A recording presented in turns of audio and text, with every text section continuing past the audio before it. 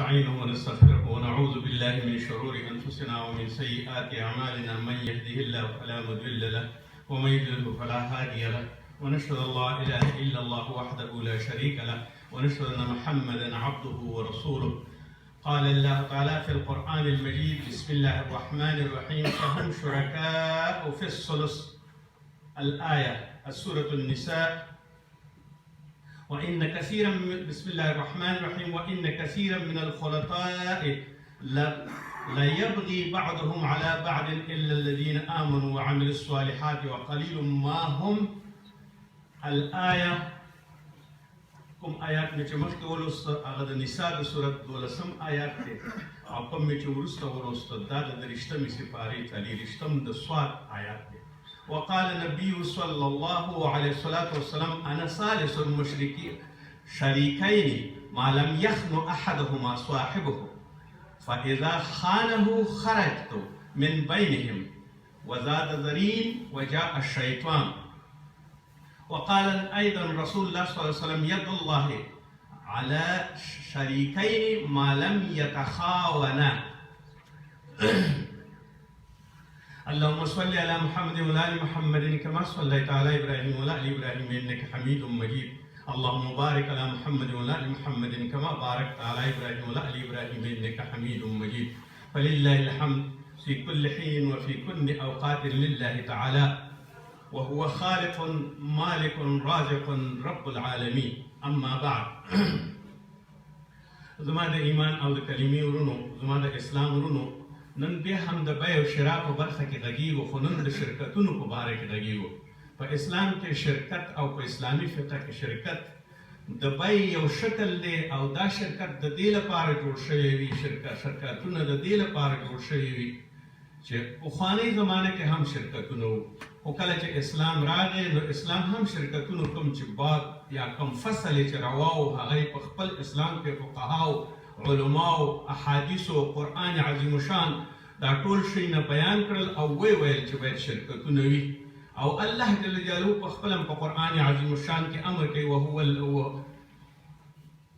جعل الله لكم هو الذي جعل لكم هو الذي جعل لكم الارض ذلولا فامشوا في مناكبها وكلوا من رزقه واليه النشور. ای خلکو، تاسو ما د دې لپاره پیدا کړی یې او وګرځېږئ په دې ځمکه ګرد او ولټوئ هر څه چې څه دي پکې او اوږده اوږده سفرونه پکې وکړئ، ټول کنجونه د دې ځمکې ولټوئ او بالاخره یعنې د دې لپاره چې تاسو کسب و کار وکړئ، تاسو کشفیات وکړئ، تاسو نور تجارتونه پکې وکړئ، وګرځېږئ را وګرځېږئ والیه النشور او بالاخره ما ته راتلونکي. او دغه کوم آیاتونه چې ما دلته ولوستل د میراث په آیاتونو کې دا وایي چې فهم شرکاء فی الثلث، کله چې مور او پلار وي، کله چې اولاد د میراث دپاره، کله نور متعلقات وي، ارمله او کونډه وي او یا زوجه او زوج وي د هغې په میراث کې. خو د دې ټولو نه کله چې زیات شي اقربانو، بیا قرآن عظیم شان فهم شرکاء فی الثلث، دوی په درېیمه برخه کې ټول شریکان دي. هغه چې شریکان دي کوم یو چې اقربا د مړي دي.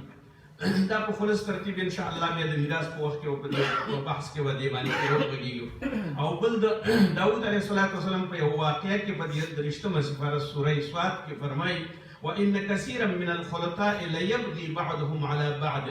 وی اکثره د دې خلکو نه چې یو بل سره شریکان وي، خیانت کوي، یو د بل سره بغا کوي او تیرې کوي او تجاوز کوي په یو بل باندې، مگر هغه کسان الا الذین آمنوا چې ایمان راوړي وعملوا الصالحات او نیک کارونه کوي، وقلیل منهم مگر دا صادقان خلک ډېر کم پیدا کېږي او کم دي. په لحاظه د شرکتونو جواز په شریعت کې دا ډېر ښه په ښه سلوک باندې او په ښه انداز باندې او په ښه ترتیب باندې شروع شوی دی. او شرکت دې ته وایي چې ګډون کوونکي یو وي که دوه وي که درې وي که څلور وي، یو تر بله په یو مال کې په یو شي کې په شرکت کې وي، یو مشترکه اداره ولري. او دا په شرکت په لغت کې یو شخصي یو هغه اشخاصو ته وایي چې خپل شخصي مالونه سره راټول کړي او دا په یو ځای کې واچوي او د هغې نه مستقله فایده اخلي او دوی ټول پکې شریک وي په ګټه او په تاوان کې او په قرض کې او په ټولو شیانو کې. او د اصطلاح معنی دا ده چې ابن عابدین صاحب رد المختار کې دا وایي چې اصطلاحي معنی دا ده چې شرکت هغه تجارتي تړون دی تړون ته ویلی کېږي چې په سوداګرۍ کې دوه ګډون کوونکي او یا زیات د دې دوو ګډون کوونکو ځینې هغه په رأس المال کې یعنی کم یو چې د دوی سرمایه ده د هغې ګټه او تاوان کې دواړه سره شریک وي که دا زیات خلک وي او که کم خلک وي د دې مشروعیت په خپله باندې ما چې کوم حدیث شریف ولوستو الله عن ابي هريره رضی الله عنه روایت کوي چې محمد صلی الله علیه وسلم د الله د طرف نه وایي یعنی قدسی حدیث دی وایي چې انا ثالث المشرکین زه دریم قسم د هغه کسانو چې هغه شریکان دي په یو سرمایه او په یو رأس المال کې ما لم یخن تر هغې پورې زه د دې دریم سړی دریم یم چې تر څو پورې دوی یو بل سره خیانت ونه کړي که چېرته داسې یخنو احدهما یو د دې نه خیانت وکړه صاحبه د بل یو ملګري سره خپل خیانت وکړه په دې تجارت کې او په دې شیانو کې د شرکت فاذا خانه کله چې خیانت وکړو خرجت من بینهم زه به د دوی د منځه وځم دا حدیث قدسي حدیث دی او دا ابو داود روایت کړی دی او ډېرو نورو روایت کړی دی خو رزین یو بل عالم دی هغې ورسره دا هم اضافه کړي دي او وایي چې کله الله جل جلاله وایي چې زه د دوی د منځه وځم چې دوی خیانت وکړي نو رزین روایت دا وایي چې وجاء الشیطان شیطان منځته راځي یعنی دو دروغجن کېږي غلط کارونه کوي یو د بل سره خیانت کوي هیڅ وخت په سمه لاره باندې نه چلیږي نو فلهذا دوی سره یو تر بله باندې بیا شیطان رایوځای کېږي او د شیطان په مرسته باندې بیا چلیږي نو اوس د دې شرکتونو دپاره خپل فصل باب په فقهي کتابونو کې ډېر زیات لیکل شوی دی او ډېر زیات احتیاط یې کړی دی او په بل یو حدیث شریف کې دا وایي ید الله علی الشریکین د الله تعالی قدرت رحمت هغه کسانو سره دی کوم چې په تجارت کې سره شریک دي ما لم یتخاونا تر هغې پورې چې دوی خیانت نه وي کړی نو دغه ټول خلک یو ځای شوي یو ځای سره دي او دا سره زما رحمت وي او زما رضا ورسره وي یعنی دا حلال کسب کوي ښه کار کوي باید دا کار وکړي اوس راځو دې ته چې د فقهاو دا په څو قسمتو باندې ویشل شوی دی فقها د تجارت د شرکت دپاره داسې یو څه شرطونه ایښي دي چې د هغې شرطونه به یو شریک هم نه وځي اول لومړی شرط یې دا وي چې دا سوداګر دا ټول خلک به شریک وي په دې کې دویم دا چې ایجاب و قبول به کوي عقد به کوي دستخطونه به کوي او ټول هغه کسان چې څومره سرمایه اچوي د خپلې سرمایې په اندازه باندې به د مفاد حاصلول وي څومره چې تاوان راځي ټول به پکې شریک وي هو دې کې به کار دې کې بیا دام کولی شي ځینې شرکتونو کې وکالت او کفالت دواړه کولی شي او ځینې شرکتونو کې یوازې وکالت کولی شي دا شرکتونه په قسمونو باندې وي خو دا به د پیسو نه شروع کېږي کومه یوه چې رایجه پیسه وي مثلا افغانۍ ده که کرون دی کارس دی د دې نه به شروع کېږي او که چېرته داسې وي چې په ځینې شرکتونو کې مال هم موجود وي جنس هم موجود وي خو جنس به هم قیمت کېږي نو د پیسو د درکه به هماغه حساب بیا کېږي یعنی په ټایم ټیبل او پروګرام کې به ټول په نقدو باندې حسابېږي او د هر چا سهم به بېل بېل معلومېږي ځینې داسې شرکتونه دي چې هغه اوس راځي دلته به یې درته ویم چې او چې هغه مساوي وي برخې او ځینې داسې شرکتونه وي چې برخې یې مختلفې وي د هر چا د خپلې برخې په اندازه باندې په شرکت کې فایده اخلي د دې شرکتونو ډولونه د علماو کرامو په څو قسمتو باندې تقسیم کړي د احادیثو او د قرآن په رڼا کې اول شرکت مفاوضه دې ته ویل کېږي تفویض کوي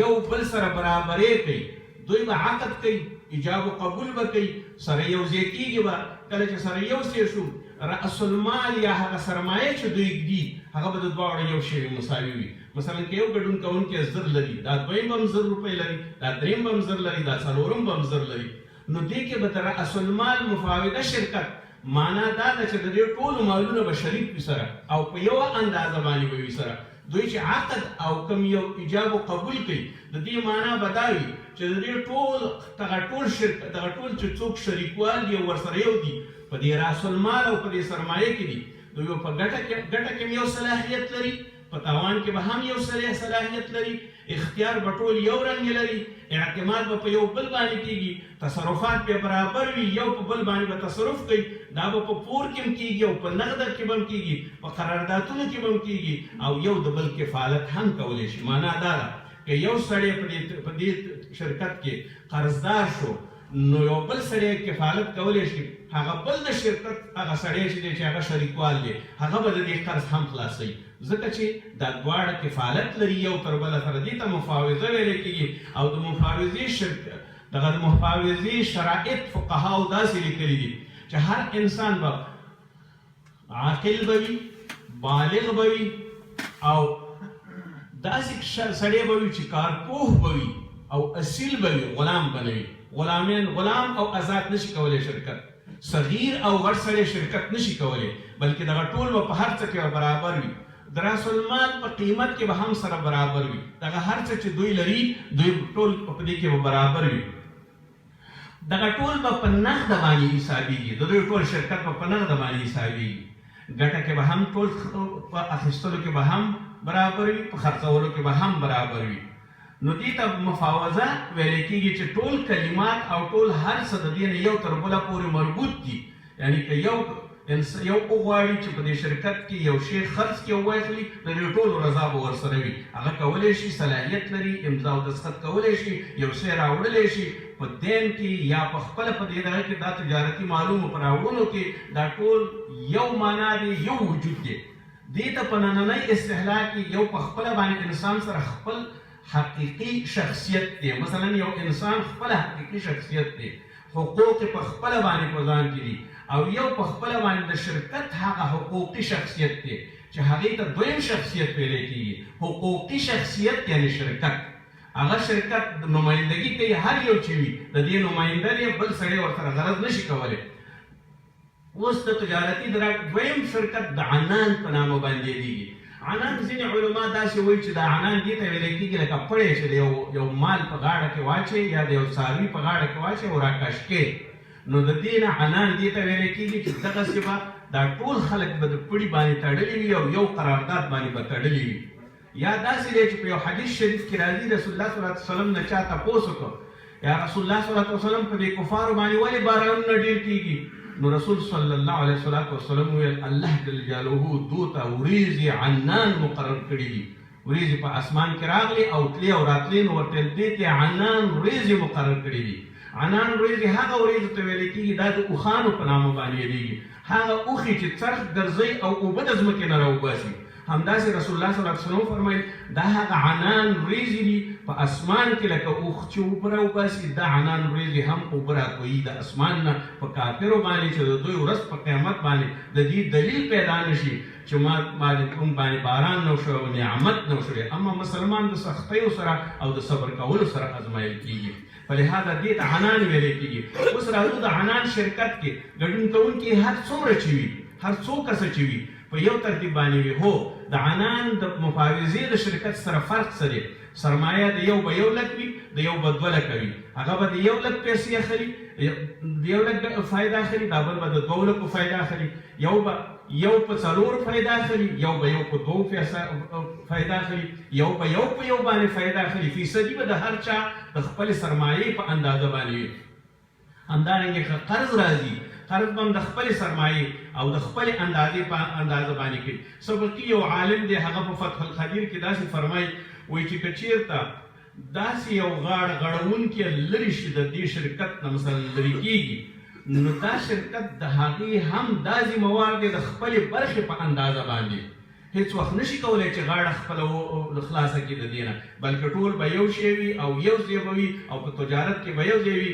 سرمایه، تصرفات، منافع، زیان، ګټه دا ټوله به سره شریکه وي، خو د خپلې اندازې د خپلې سرمایې په اندازه باندې. د شرکت عنان احکام عموما علما دا وایي چې دې نه کفالت نشي کولی، ځکه نشي کولی چې دا د یو د بل ګټه ډېره وي، د یو زیاته وي. کفالت په نقدي موردو کې یو سړی قرضدار شو نو هغه نشي کولی چې هغه بل سره یې ګټه خلاصه کړي، خلاف د هغه شرکت چې مخکې تېر شو. معاهده او شرط د شریکانو په منځ کې به په اتفاق باندې به کېږي، رأس المال به په تناسب سره تقسیمیږي. یعنې هر وخت چې که شرکت ورانېده په هماغه خپله اندازه باندې چې خساره کړې وي په هماغه شرکت به خپل اندازه باندې به هر څوک خپل ګډون کوونکی خپل هغه مال اخلي. او هر ګډون کوونکی ته دا صلاحیت موجود دی چې دلته فعالیت وکړي. دې کې ځینې داسې هم کولی شي چې فعالیت نه کوي اما خپله برخه اخلي په وخت کې. د عنان شرکت کې دا هم کولی شي. مثلا نورو ټولو شیو کې صلاحیتونو کې سره مساوي دي. هو که شرکت چېرته هلاکېږي او ورکېږي او یا تاوان کوي د خپلې ګټې خپلې راس المال په اندازه به تاوان ورکوي، او که شرکت لرې کېږي او یو څه برخه پاتې کېږي نو د هغه خپلې ګټې په اندازه به دوی هغه پاتې مال تقسیموي. دریم شرکت الوجوه دی. وجوه جمع د مخ ده، یعنی هغه څوک چې مخداره وي، هغه څوک چې د اعتبار وړ سړی وي، هغه څوک د اعتماد سړی وي. د دې شرکت به کار څه وي؟ دا شرکت څو کسان یو ځای کېږي سره او مال په قرض باندې اخلي او په نغدو باندې خرڅوي. همیشه لپاره د شرکت منډیانې په دې باندې وي چې دا په نغدو باندې خرڅ کړي. کله چې په نغدو باندې خرڅ کړي هغه فیصدي چې دا خپله رأس المال او د صاحب د پیسو سره کړې ده په هماغه اندازه باندې ورکوي ورته. نو خپلې پیسې په قسطونو ورکوي که یو ځای ورکوي، خو اولین مطلب یې دا دی چې دی به کله چې مال اخلي دی به په قرض باندې اخلي او بیا به وروسته په نغدو باندې به خرڅوي. دا د دې شرکت فرق صرف په هغه نورو باندې همدغه دی. نور راس المال هغه کله چې دوی ګټه شی واخلي نو هغه ټول حسابېږي، په هماغه اندازه باندې به هر یو پکې کار کوي او د کار کولو په اندازه او د هماغې سرمایې او قرض باندې. مثلا یو سړی 1,00,000 روپۍ قرض اخلي او د دې مال اخلي، دا په 1,00,000 روپۍ باندې خرڅوي. دغه چې څوک منډه ترړه پکې کوي د 1,00,000 منافعو کې ټول خلک شریک دي. نو دې شرکت ته شرکت الوجوه ویل کېږي، یعنی د مخور شرکت، ځکه چې دې خلک مخ پیژني، باور پې کوي. په هر ډاکو او غل باندې خو څوک باور نه کوي، هر خاین باندې څوک باور نه کوي، بلکې هغه چا باندې باور کوي چې هغه د ریشیم د یو نوم خاوند وي، د یو ښه دغه خاوند وي. کله چې دوی خرڅ کړي مال یا واخلي مال، اخیستل به هم نیم نیم وي د هر یو سړي دپاره، خپله برخه به وي په خپلې برخې اندازه باندې. او بیا چې کله خرڅوي نو هم نیمه فایده به اخلي. کله چې فایده راوړه نو هغه خپله فایده به ټوله سره نیموي. دا دریم شرکت دی. څلورم شرکت صنایع دی یا د صنعت شرکت دی. صنعت شرکت یا صنایع شرکت دې ته ویلی کېږي چې یو سړی مثلا څو کسان دي یو ځای شوي دي سره شرکت سره جوړ کړي. دا شرکت کله د خیاطانو او د درزیانو کېدلی شي، کله د لوهارانو کېدلی شي، کله د دوبیانو کېدلی شي، کله د چمیاریانو کېدلی شي، کله د موچانو کېدلی شي، یعنی بوټونه او څپلۍ او دا شی نه جوړي، کله د ترکاڼانو کېدلی شي چې د کور او د منزل او د چوکیو شي نه جوړي، کله د جولاګانو کولی شي، مثلا فابریکې لري، د رخت اوبدلو فابریکې لري، هغه وي هغې کې شریک وي سره. یا داسې وي چې کلالان وي، مثلا لوښي جوړوي، چینی لوښي جوړوي، ناشکن لوښي جوړوي، کلالي لوښي جوړوي، مزمت او رنګ شوي لوښي جوړوي، هر شی چې جوړوي.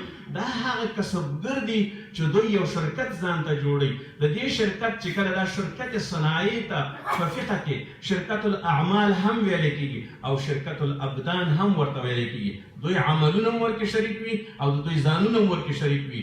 هر څوک به خپل کار کوي د خپل کار په اندازه باندې.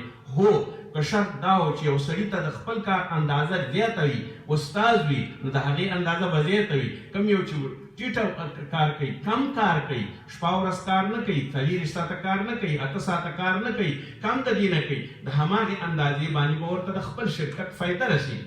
د دې شرکتونو فایده د دې نه چې دغه لین دین چې شروع کېږي او ګرځېږي یو په بل په منځ کې، دغه پولي حسابونه په خپله باندې یو دوران لري او د دې پولي دوران نه بغیر د یو ملک او د نړۍ او د دنیا چلښت په خپلو معاملاتو کې مشکل دی، نشي کېدلی. دغه شرکتونه دي، دغه خلک دي، دغه عمال دي چې دغه شرکتونه جوړوي، یو بل سره یې جوړوي. هو د نن ورځې عصري شرکتونه سهامي شرکت په نامه باندې یادېږي، مختلف شرکت باندې یادېږي، لیمیټډ او یونایټډ شرکتونو باندې یادېږي، نظر په معروفیت باندې او نظر په کار کولو باندې.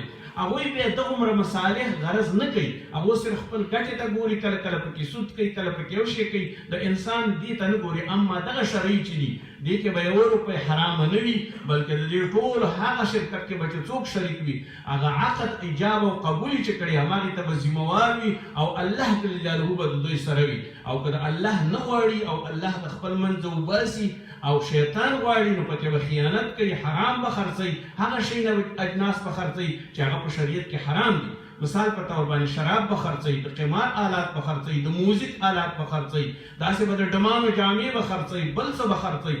دغه شی نه چې بیا خرڅوي نو بیا دلته شیطان ننوځي په دې شرکت کې. هو که چېرته دا شرکت پاک وي او صفا وي او د مروجو پیسو د لارې نه وي. پنځم یو بل شرکت دی چې هغې ته شرکت الفلوس وایي، د پیسو شرکت دی. دا شرکت امام صاحب ابو حنیفه او امام صاحب ابو یوسف وایي دا شرکت دی نه وي، ځکه وایي دې کې کوټه پیسې هم راځي، بیا دې کې داسې کېدلی شي چې یو سړی وغولول شي.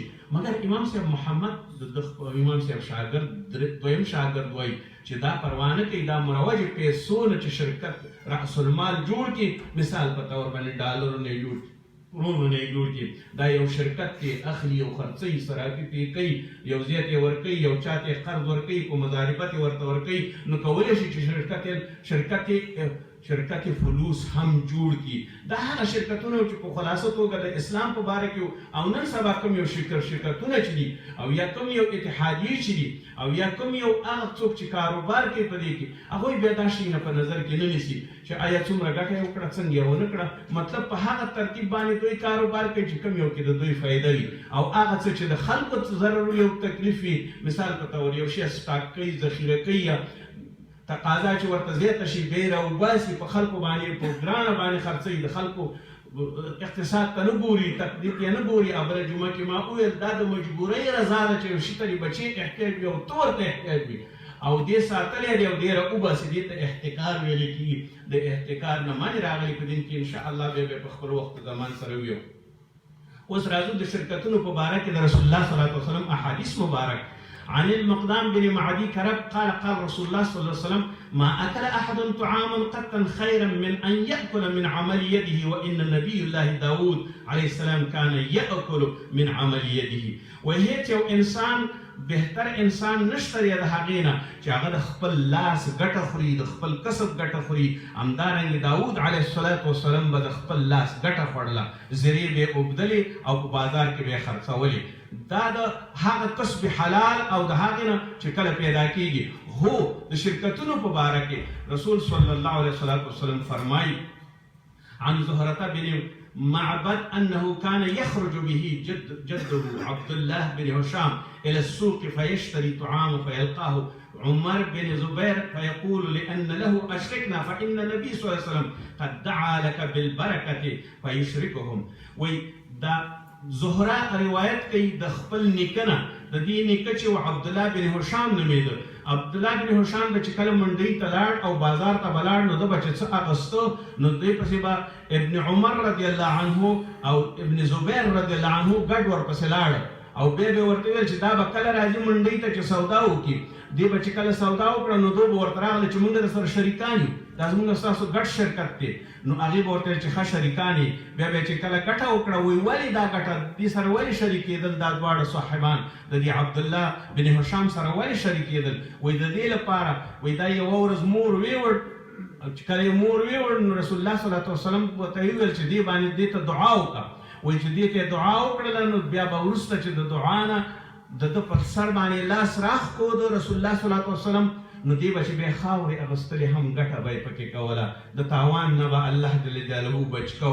نو وایي دې به چې په هر ورځ منډۍ کې به څه غله بیا واخیستله نو یو جوال غله به دوی ته پاتې کېدله. نو ځکه به ابن زبیر رضی الله عنه او ابن عبدالله ابن عمر رضی الله عنه د دې سره شرکت کو چې د دې په هغه برکت کې چې رسول الله ورته دعا کړې هغه واخلي. فرمایي رسول الله صلی الله علیه وسلم نه ابي هريره رضی الله عنه روایت کوي او وایي چې اقسم بیننا و بین اخواننا. د انصارو قصه کوي. انصار وایي چې ابي هريره رضی الله عنه وایي رسول الله صلی الله علیه وسلم ته انصار راغله کله چې عقد مواخات جوړ شو او مهاجرین لاړو مدینې منورې ته، نو انصار ټول په ګډه راغله او رسول الله صلی الله علیه وسلم ته عرض وکړ یا رسول الله صلی الله علیه وسلم دغه زمونږ ورونه به زمونږ په مفاد او زمونږ سره شریک وي. رسول الله صلی الله علیه وسلم ورته وویل چې څنګه؟ وویل دغه ونې چې کومې دي دو دې مونږ سره شریک شي، مثلا د خرماونو ته دې اوبه ورکوي، راشکۍ دي، زیکۍ دي، بیلۍ دي، درمنکۍ دي، خرڅۍ دي، نو موږ په دې کې شریک شو، دو سره به ونې تقسیم کړو. رسول الله صلی الله علیه وسلم ورته ویل نه دا کار به نه کوئ. وایي څنګه وکړو؟ وایي داسې به کوئ کله چې ټولې خرما راټولې کړي او یو ځای هم کړلې او درمند هم کړلې بیا به دو ځان سره شریک کړي او د دو برخه به ورکړي. بیا ورته ټول ورته ویل چې یا رسول الله صلی الله علیه وسلم مونږ دې ته هم قالي وسلم، وایي مونږ دې دپاره بالکل تسلیم یو، سمعنا و اطعنا، مونږ دا واخیستل، یعنې دغه ټول تکلیفونه به مونږ تیر کړو خو د دې په خاطر باندې چې زموږ مسلمانان مهاجر وروڼه دي موږ به د ټولو ونو هغه خپل څه چې موږ سره دي او کوم یو موږ سره ورور دی د هغې سره به شریک تقسیمو او شریکه ګټه به یې اخلو، نه دا چې یوازې یې واخلو. دا د هغوی اطاعتو د انصارو د مدینې منورې دا برکتونه ځکه دي چې د دوی نیکونو د رسول الله صلی الله علیه وسلم سره اخلاص کړی دی، نو ځکه هم مدینه نن د هر حیثه بهترینه خاوره ده. عروه رضی الله عنه بن جعد البارکی ان رسول الله صلی الله علیه وسلم نه روایت کوي وی ما ته اعطاه دینارا، یو دینار یې راته راکړ، لیشتري له شاة، چې رسول الله صلی الله علیه وسلم ته یو ګډ واخلم، یو چیلی ورته واخلم. فاشترى له شیئان، کله چې ما ته دا یو دینار راکړ زه بازار ته لاړم وګرځېدم هغې راته یو ویل او ما دوه پې واغسته، دوه ګډان مې پې واغسته، یو مې خرڅ کړه په یو دینار باندې او دا بل مې ځان سره بیا مې دا بل دینار باندې یو بل واغسته، 2 دیناره شو. نو رسول الله صلی الله علیه وسلم ته مې هم یو دینار راوړ او هم مې ورته یو ګډ راوړ، یو مې ورته پسه راوړ. کله مې چې ورته راوړ دا نو رسول الله صلی الله علیه وسلم دغه بیه کې بیا راته داسې ویل بالبرکة فکان لو اشترى ترابا لربح، وی الله تعالی رسول ما ته دا دعا وکړه چې الله تعالی دې درته ګټه درکړي او برکت کې اوسېږه په بیه او شرا کې. دې هم وایي چې خاورې به مې واغستې هم الله تعالی به راته سره زر ګرځول، ځکه وایي ما دا زما خیرتیا ده د خوښه شوه چې ما په یو دینار باندې هم یو پسه واغست او یو دینار یې رسول الله صلی الله علیه وسلم ته راوړ. دا یو صحابي.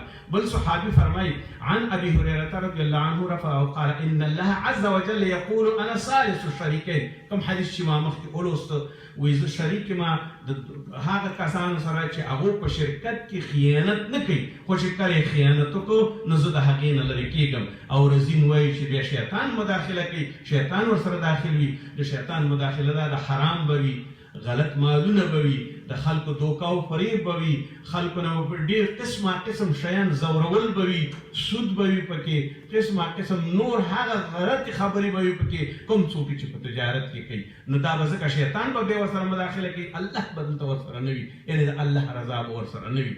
فرمایي عن النبي صلی الله علیه وسلم ادى الامانة الى من امتنن لك لا تخلو من خانك.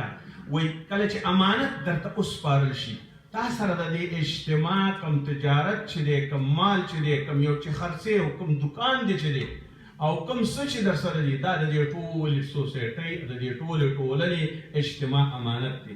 دې کې خیانت کې او که نه دې کې هر څه کې خیانت دې ته ویلی کېږي چې هر سړی به نه غولې، څه چې رواج وي او څه چې تله کې وي او طول کې وي هغې ته به برابر ورکړي. هو خیانت کې یو بل ورور سره وکړي چې هغې د سره د امانت څه شی کېښود او هغې باندې هم ته منکر شي او یا یې نه ورکوې ورته او یا ورسره لیت لعل کې. فلهذا دا د رسول الله صلی الله علیه وسلم د دې نه منع فرمایل ده، وایي دا کار به نه کوئ. رسول الله صلی الله علیه وسلم نه جابر رضی الله عنه فرمایي وایي زه وایي تلمه غوښتل مې چې لاړ شمه خیبر ته. خیبر چې کله فتح شو نو د یهودان د هغې کې چې وو د ځمکې د مسلمانانو غنیمت شوي، نو وایي کله چې زه لاړم هلته خیبر ته ورسېدم تلمه نو رسول الله صلی الله علیه وسلم ته مې سلام واچو چې زه ځمه او ما ته امر کوي زه خیبر ته ځم. هغې ویل زما وکیل ته به وویې چې موږ ته 15 وسقه خورما موږ ته راولېږي او یا یې درکړي تاله چې ته یې راوړې. نو ویې ویل یا رسول الله صلی الله علیه وسلم ښه زه به دا کار وکړم. رسول الله صلی الله علیه وسلم وایي راته ویل که تا یې نښه وغوښته نو ما ورسره نښه دا کړې ده چې په دې خپل ورمېږ باندې به دلته لاس کېږي علی عنقه، نو بیا به هغه پوه شي چې دا د رسول الله صلی الله علیه وسلم استاد دی. نو یو تجار بل تجار ته نښه هم ورکولی شي چې خپل مالونه په نښه باندې یو په بل باندې وویشي. بل فرمایي صهیب رضی الله عنه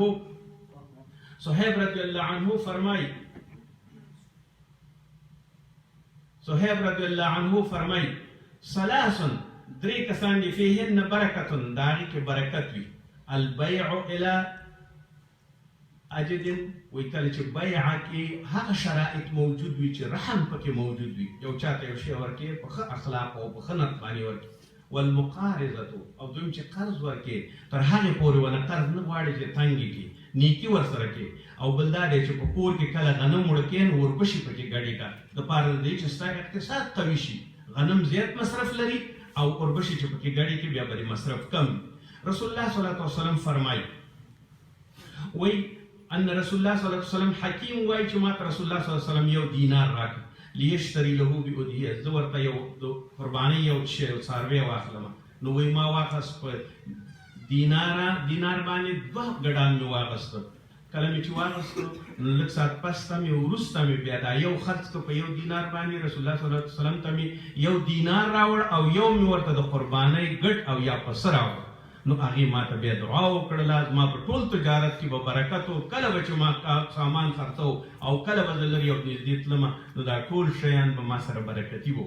اوس راځو دې ته چې اسلام کې دغه اقتصاد که موجود وي او رښتیا هم سړی دغه اقتصاد وچلی او اقتصادي منابع بیت المال او پادشاهي او حکومت او پارلمان او څوک چې د دې ملک وي او سوداګر عمومي دغسې شرکتونه جوړ کړي، هم به کارونه به ټول پیدا شي، هم به څوک بیکاره نه وي، هم به د ملک اقتصاد قوي شي، هم به څوک نه یې روپ ته منډې وایي، نه به ایران ته منډې وایي، نه به پاکستان ته منډې وایي او نه به بل ځای ته ځي او نه به احتیاج وي.